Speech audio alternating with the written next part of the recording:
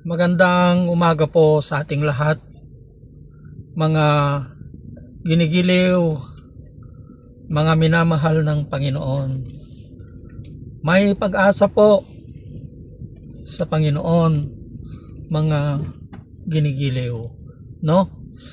Ang ibabahagi ko po sa inyo sa umagang ito ay ang pagmamahal sa kaaway, no?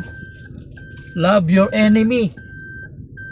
Ito na po yata ang isang napakahirap na gawin ng isang tao, kahit ikaw ay isang Kristiyano, mga ginigiliw, yung mahalin mo ang yung kaaway, mga ginigiliw, no?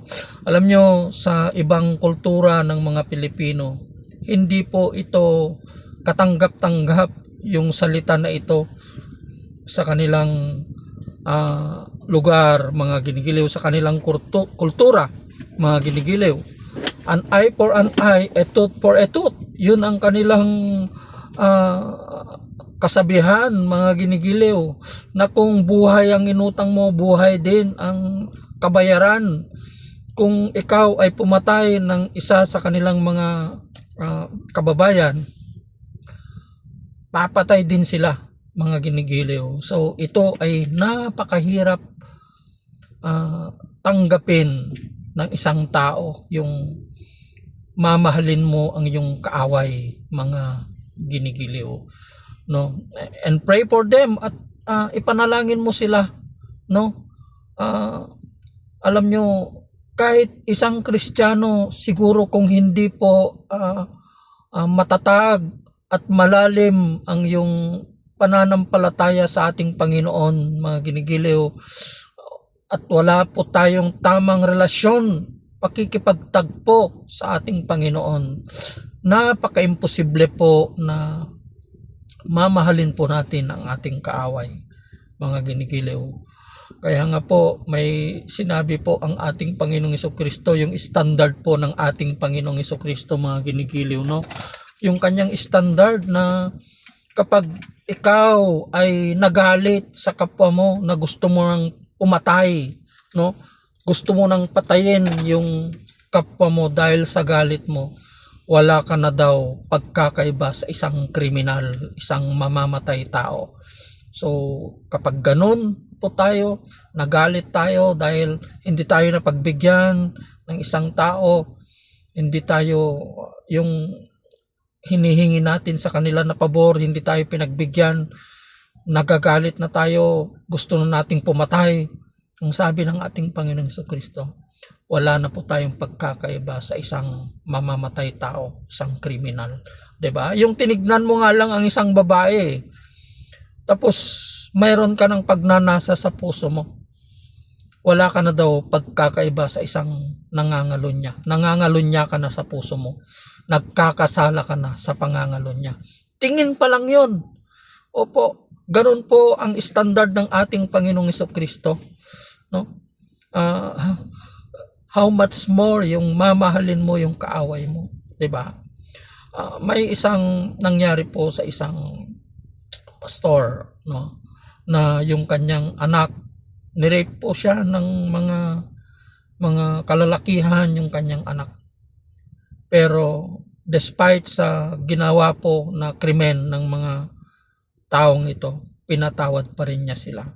So ibig sabihin, mga ginigil, dahil pinatawad mo na sila, hindi mo na sila ibibilanggo. Hindi po yun ang ibig kong sabihin.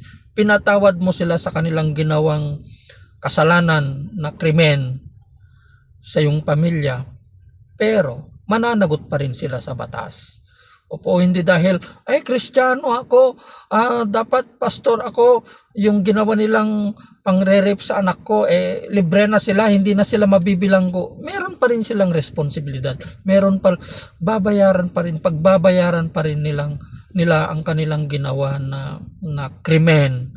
No, pinatawad mo lang sila sa kanilang kasalanan na ginawa, pero pagbabayaran pa rin nila yung krimen na kanilang ginawa sa batas, mga ginigiliw. Yun ang ibig sabihin, no? Hindi dahil Kristiyano na tayo, patawarin ko na sila, hindi na sila mabibilanggo. Kasi sabi ng salita ng Panginoon, magpatawad ako. Hindi na sila magbabayad sa batas. Hindi po ganun, mga ginigiliw, no? Pinatawad natin. Ibig sabihin, pag pinatawad na natin sila, hindi na po tayo maghihiganti sa kanilang mga ginawang pagkakamali sa atin. Despite we pray for them, no? Ipanalangin po natin sila, mga ginigiliw, na sana mabago pang kanilang buhay, no? Magkaroon pa yung pagbabago ng kanilang buhay. Yun po yung pagpapatawad. Kaya nga sabi ng Panginoon, 70 times 7. Ilang beses ko pong patatawarin ng aking kapatid. Sabi po ng isa sa mga alagad ng ating Panginoong Jesucristo, magpatawad ka 70 times 7. So equivalent to 490, no? Equals 490. Anong ibig sabihin nun? No? Ang ibig sabihin nun, walang hanggang pagpapatawad, no? Yun po. Kapag nagpapatawad po tayo, patatawarin din tayo ng ating Ama na nasa langit, mga ginigiliw. Yun po. Napakahirap po ang gawain nito, yung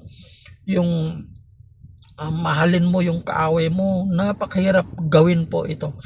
Pero yun ang itinuturo sa ating Panginoong Jesucristo, na pray for your enemy, love your enemy. Kasi kung hindi natin kayang mahalin ang ating kaaway, mga ginigiliw, ibig sabihin, hindi rin tayo marunong magmahal, sapagkat yung pagmamahal na yan ay galing yan sa ating Panginoon. Because God is love. Ang pinanggagalingan ng pagmamahal na yan ay galing yan sa ating Panginoong Jesucristo. And that is yun po ang kahulugan ng salita ng Diyos, no? The Bible, love. Maraming salamat po. Pagpalain po kayo ng Panginoon. God bless everyone.